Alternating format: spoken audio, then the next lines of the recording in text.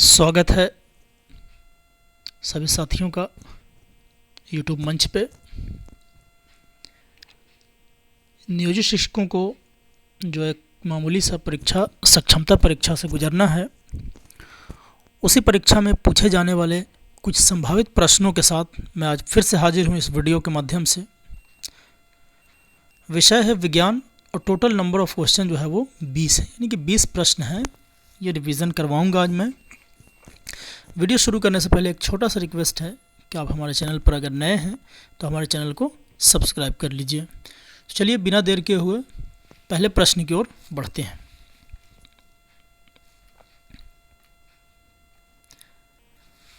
पहला प्रश्न है, वो कहता है निम्नलिखित में से कौन सा ताप की एसआई इकाई को व्यक्त करता है। एसआई इकाई को व्यक्त करता है।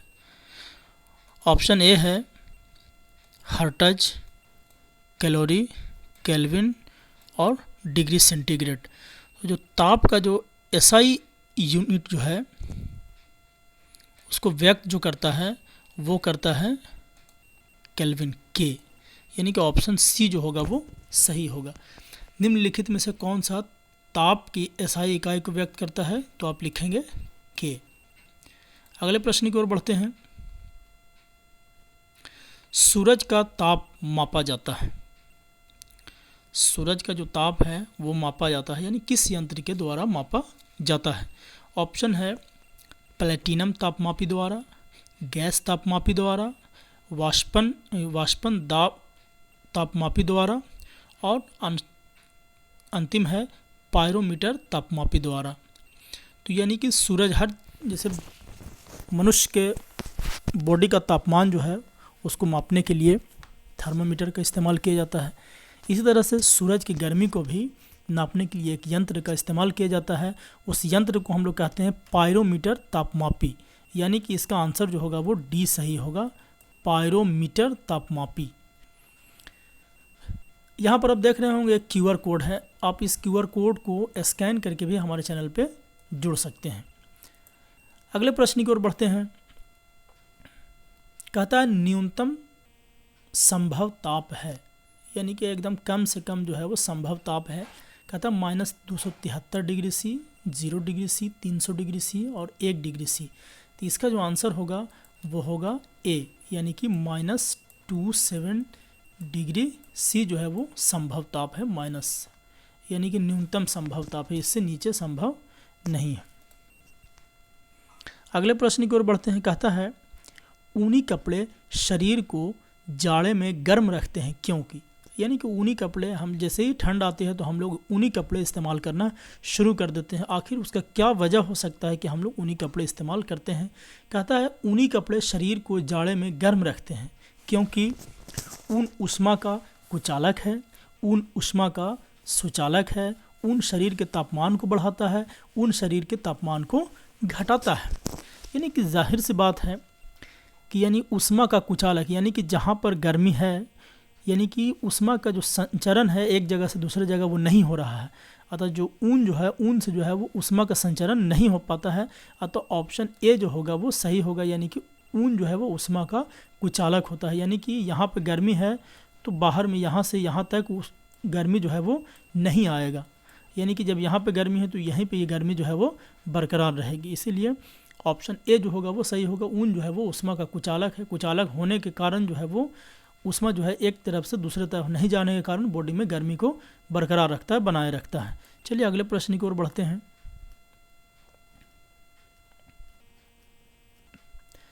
कहता है ऊर्जा संरक्षण के सिद्धांत के संबंध में कौन सा कथन जो है वो सही है। ऊर्जा संरक्षण का जो सिद्धांत है उसमें कौन सा कथन जो है वो सही है। कहता है ऊर्जा को केवल निर्माण किया जा सकता है।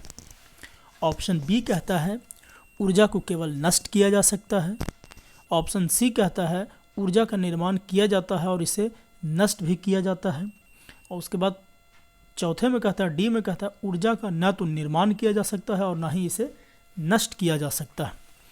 यानी कि ऊर्जा एक ऐसा चीज़ है, हम इसको अलग अलग चीज़ों में परिवर्तन कर सकते हैं। इसे नष्ट ना तो नष्ट किया जा सकता है और ना ही इसे बनाया जा सकता है। यानी कि सिर्फ हम इसको अलग अलग रूपों में बदल सकते हैं, इसीलिए आंसर इसका होगा वो डी आंसर जो है वो सही होगा। अगले प्रश्न की ओर बढ़ते हैं। कहता है संघनन क्या है? संघनन क्या है? कहता है ऊष्मा ऊर्जा को ठंडी ऊर्जा में परिवर्तित करता है, वाष्प का द्रव में परिवर्तन करता है, ठोस का द्रव में परिवर्तन करता है और गैस का द्रव में परिवर्तन करता है। संघनन की जो प्रक्रिया है वो वाष्प का जो है वो द्रव में परिवर्तन होने की प्रक्रिया को हम संघनन कहते हैं। यानी कि जब कुकर के सीटी से जब वाष्प निकलता है और जब हम उसको ठंडा करते हैं तो फिर से ये द्रव में परिवर्तित हो जाता है। इसी परिवर्तन करने की विधि को हम संघनन कहते हैं। अतः इसका आंसर जो होगा वो बी होगा। यानी कि संघनन का जो प्रोसेस है, प्रक्रिया है, इसमें जो है वो वाष्प का द्रव में बदलने की जो प्रक्रिया है उसे हम संघनन कहते हैं। अगले प्रश्न की ओर बढ़ते हैं। कहता है निम्नलिखित में से कौन ताप माप का मात्रक नहीं है? ताप माप का मात्रक नहीं है। देखिए यानी 4 ऑप्शन दिए हुए हैं, सेल्सियस, फ़ारेनहाइट, केल्विन और पास्कल। यानी कहता है कि इसमें से कौन सा जो है वो तापमान का मात्रक नहीं है।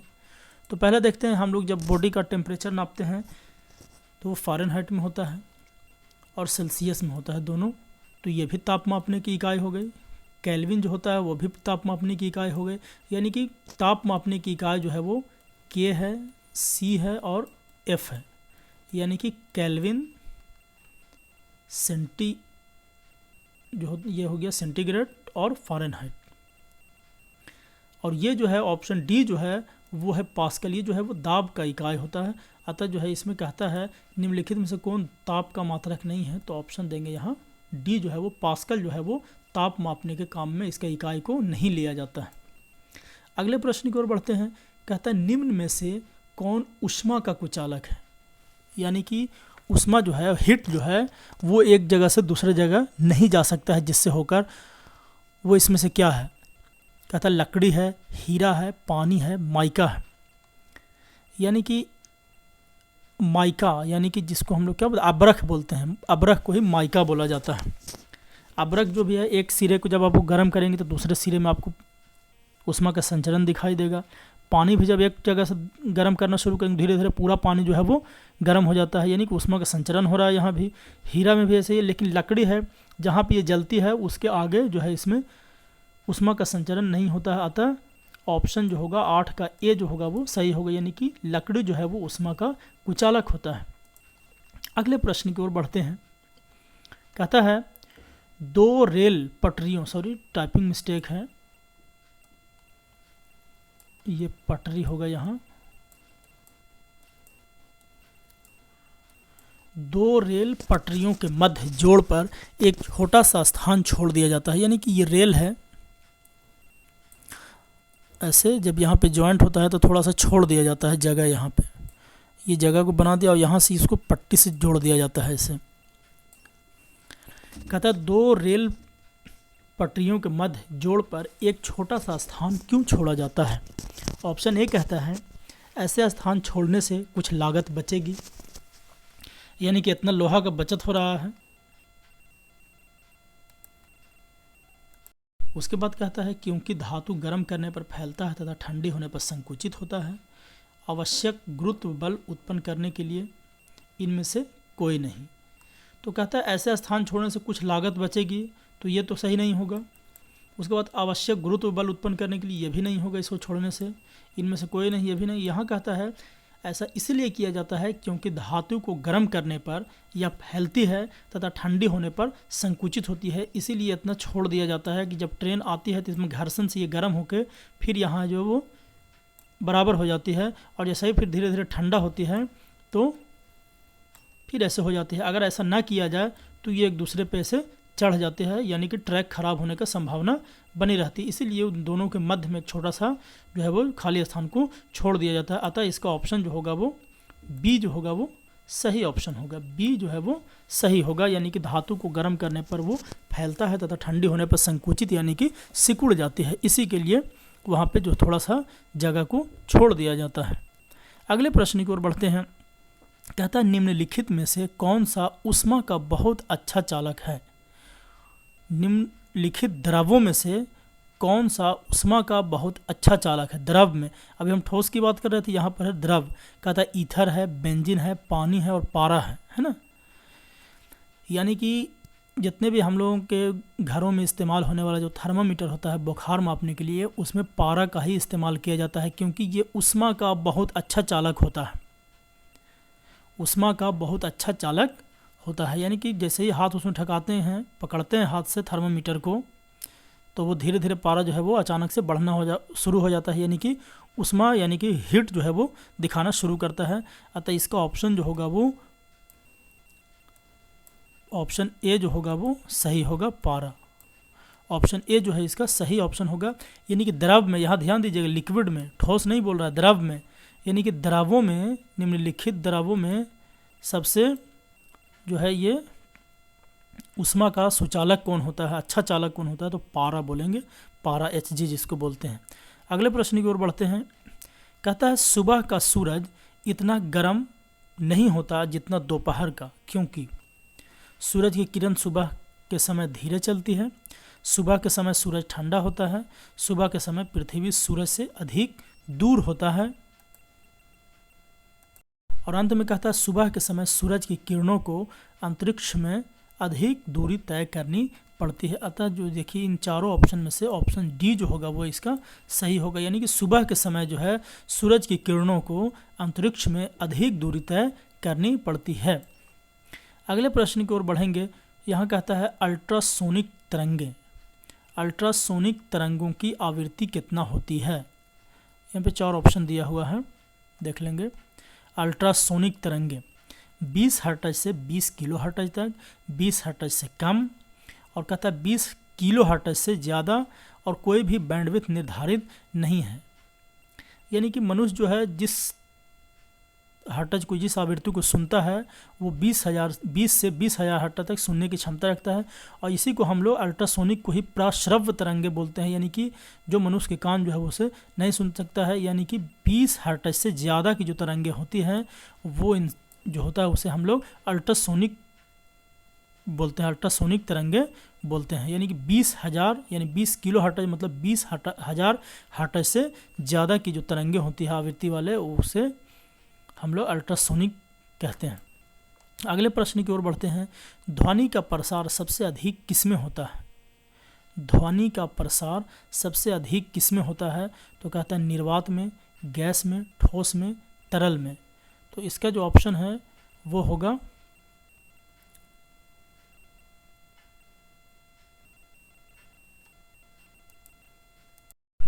इसका ऑप्शन जो है वो सी होगा, ठोस में। यानी ठोस में ध्वनि का जो प्रसार होता है वो सबसे अधिक होता है निर्वात के मुकाबले, गैस के मुकाबले और तरल के मुकाबले। यानी इन तीनों को छोड़ के ठोस में जो है वो ध्वनि का प्रसार यानी गमन जो है वो बहुत अधिक गति से होता है। इसका ऑप्शन जो होगा वो सी हो जाएगा, ठोस में। अगले प्रश्न की ओर बढ़ते हैं।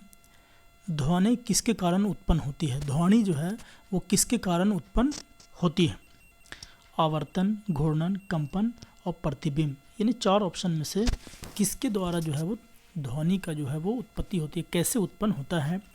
तो अपवर्तन ये लाइट से संबंधित है, घूर्णन ये चुंबक से संबंधित है और प्रतिबिंब ये भी लाइट से संबंधित। लेकिन कंपन जब हम बोलते हैं तो वाइब्रेशन होता है, हिलने की अनुभूति होती है।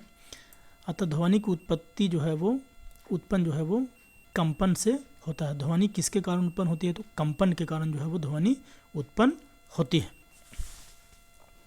यानी कि ऑप्शन सी जो होगा वो इसका सही होगा, ऑप्शन सी। ध्वनि जो है वो कंपन के कारण उत्पन्न होती है। अगले प्रश्न की ओर बढ़ने से पहले इस QR कोड को आप स्कैन करके हमारे चैनल को सब्सक्राइब कर लीजिए।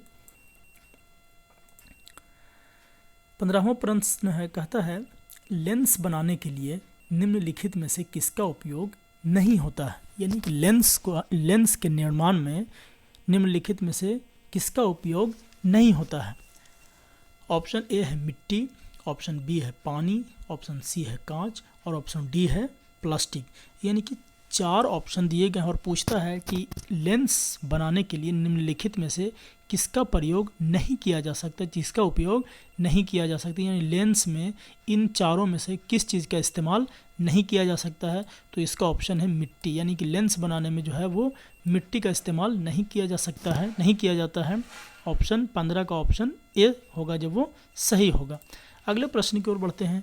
कहता है सूरज की रोशनी को उसके संघटक रंगों में कौन विभाजित कर सकता है। सूरज जो है वो हम लोग सबको ही जानते हैं कि सूरज जो है वो 7 रंगों का मिश्रण होता है, लेकिन इस 7 रंगों को देखने के लिए हम लोग जो है वो एक प्रिज्म का इस्तेमाल करते हैं। जब हम प्रिज्म को धूप में रखते हैं तो आ रही सूरज की किरणों को वो 7 रंगों में विभक्त कर देता है, बदल देता है। अतः जो प्रिज्म जो है वो सूरज की रोशनी को उसके संघटक रंगों में विभाजित कर सकता है, यानी कि प्रिज्म जो है वो विभाजित कर सकता है। प्रिज्म से हम सूरज के 7 रंगों को बड़ी आसानी से देख सकते हैं। अगले प्रश्न की ओर बढ़ते हैं। कहता है यहाँ था, देखिए, सूरज की रोशनी को उसके संघटक रंगों में कौन विभाजित कर सकता है। अपवर्तन, परावर्तन, प्रिज्म और यहाँ पर है ऑप्शन विकिरण। तो इसका ऑप्शन होगा वो प्रिज्म हो जाएगा, इसको बता दिए। अगले प्रश्न की ओर बढ़ते हैं। कहता है गली की पीली लाइट में किसका प्रयोग किया जाता है। गली की पीली लाइट में किसका प्रयोग किया जाता है। नियॉन का, नाइट्रोजन का, फास्फोरस का और सोडियम का। तो गली में जो स्ट्रीट लाइट जो होते हैं पीले टाइप का, जो पीला पीला जो टावर लाइट, स्ट्रीट लाइट जो जलाए जाते हैं, उसमें जो है वो सोडियम का इस्तेमाल किया जाता है। उसे हम सोडियम लाइट के नाम से भी मार्केट में लोग जानते हैं। यानी कि जो बड़े बड़े टावर लाइटों में, अब तो एलईडी का ज़माना आ गया, लेकिन आज कुछ दिन पहले का ये कहीं कहीं अभी भी आपको मिलेगा, लाइट जो है वो पीला पीला रात में जलता है, उस लाइट में जो है वो सोडियम का इस्तेमाल किया जाता है। अगले प्रश्न की ओर बढ़ते हैं। कहता है प्रकाश सबसे अधिक गति से किस में यात्रा करता है। यानी कि 4 माध्यम है, निर्वात है, कांच है, वायु है और पानी है। यानी इन चारों में जो है वो प्रकाश जो है वो सबसे अधिक किस में गति करता है, यात्रा करता है। कहता है पानी, वायु, कांच और निर्वात। तो इसका ऑप्शन जो होगा वो ए होगा, निर्वात। यानी कि 18वें नंबर का ऑप्शन ए होगा, निर्वात। निर्वात यानी वैक्यूम में जो है वो प्रकाश जो है वो सबसे ज़्यादा तेज़ी से यात्रा करता है। अगला प्रश्न है प्रतिरोध का मात्रक क्या है। 5 सेकंड का समय है, इसका आंसर दीजिए। प्रतिरोध का मात्रक क्या है। ऑप्शन है वोल्ट, ओम, एम्पियर और मिली वोल्ट। 5 सेकंड का समय है, जवाब दीजिए।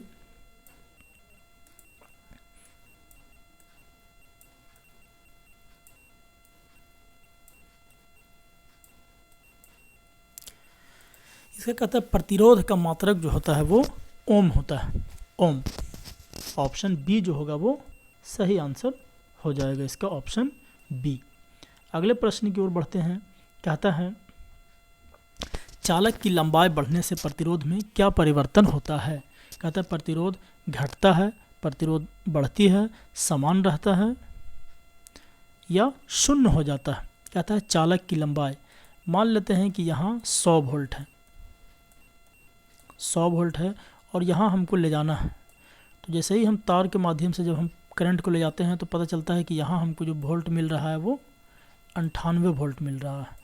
यानी था कितना, 100 वोल्ट और यहाँ मिल रहा है 98 वोल्ट, यानी कि 2 वोल्ट का लॉस हुआ। यानी कि यही तार जो है, वायर है, इसी को हम चालक बोलते हैं। यानी कि इसको हम जितना लंबा करेंगे उतना जो है वो वोल्टेज लॉस होगा, यानी कि प्रतिरोध जो है वो इसका बढ़ता जाएगा। इसका जो प्रतिरोध है वो बढ़ता जाएगा। तो कहता है चालक की लंबाई बढ़ाने से प्रतिरोध क्या होता है, वो बढ़ता है। यानी कि यहाँ 100 वोल्ट है और इसको आप यहाँ पे इस्तेमाल करेंगे तो वोल्ट मीटर में 100 दिखाएगा, लेकिन अब इसको यहाँ से तार खींच करके 1 किलोमीटर से ले जाते हैं तो पता चलता है कि वहाँ जो है वो 90 वोल्ट ही आता है। कितना वोल्ट, 90 वोल्ट, यानी कि 10 वोल्ट का लॉस है। यानी कि आप चालक की लंबाई को जितना बढ़ाएंगे उसका प्रतिरोध उतना बढ़ता ही चला जाएगा। अतः इसका जो है वो आंसर होगा वो बी होगा, यानी कि चालक की लंबाई बढ़ाने से प्रतिरोध जो है वो बढ़ता है। ये 20 क्वेश्चन हो गया। कहता है scan this code to join my YouTube channel, यानी कि इस स्कैनर को स्कैन करके भी आप हमारे चैनल पे जुड़ सकते हैं। तो इस वीडियो में इतना ही। एक छोटा सा रिक्वेस्ट है कि आप हमारे चैनल पर अगर नए हैं तो हमारे चैनल को सब्सक्राइब कर लीजिए, हमारे वीडियो को और साथियों तक शेयर करते रहिए। फिर मिलते हैं एक नए वीडियो के साथ, तब तक के लिए धन्यवाद।